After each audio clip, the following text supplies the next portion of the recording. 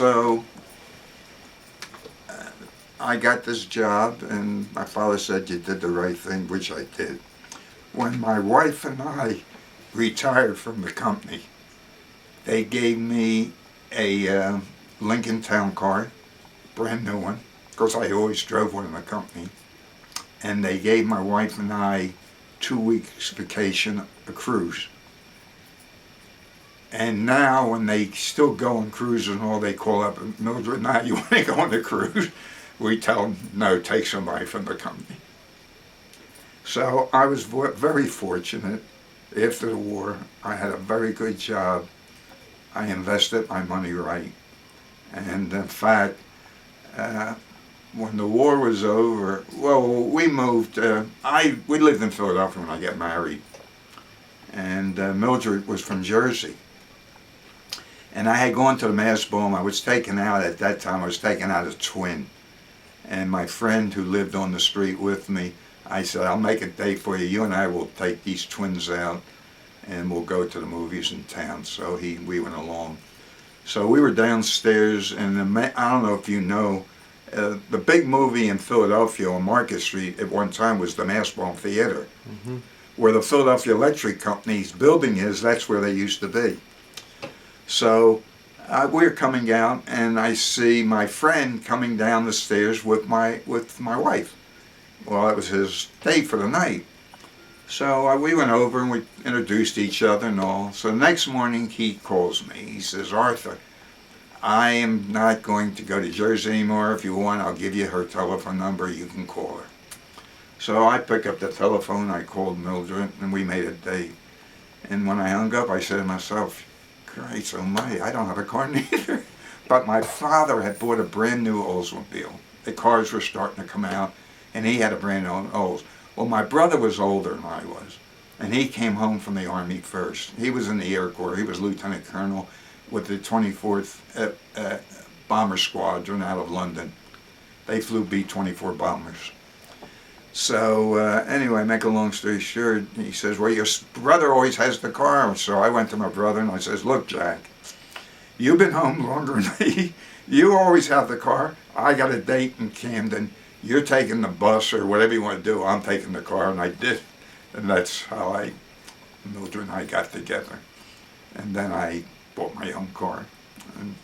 And we got married. And that's the way we've been together. We'll be married 66 years. Wow. It's a long time.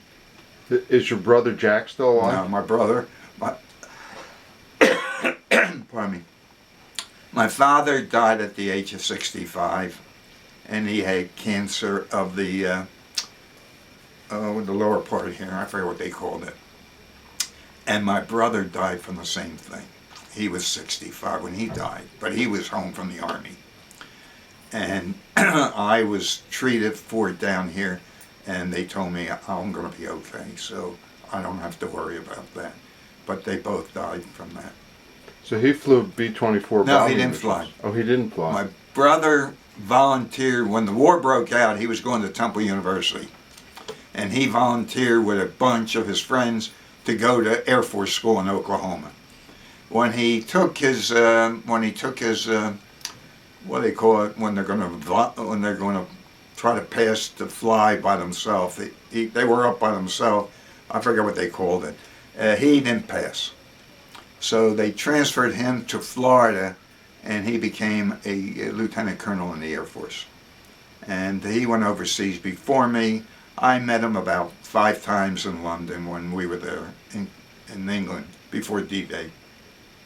My brother was the only one knew that I was going on D-Day. My parents didn't know until after I came home.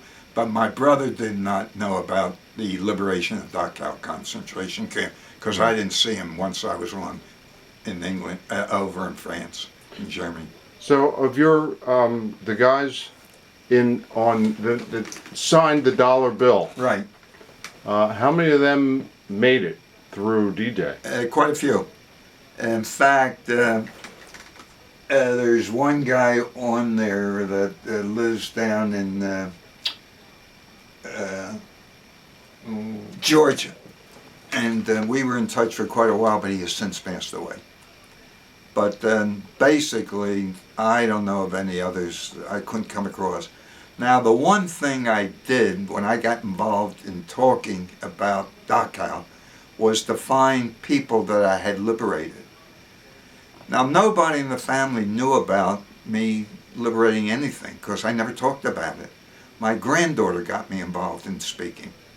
She called me up one day. She was in 5th grade, I think. My wife said I need her because she goes every time I go to speak. And if I make a mistake, she puts her hand up. I think, let's see where she's at. Mildred.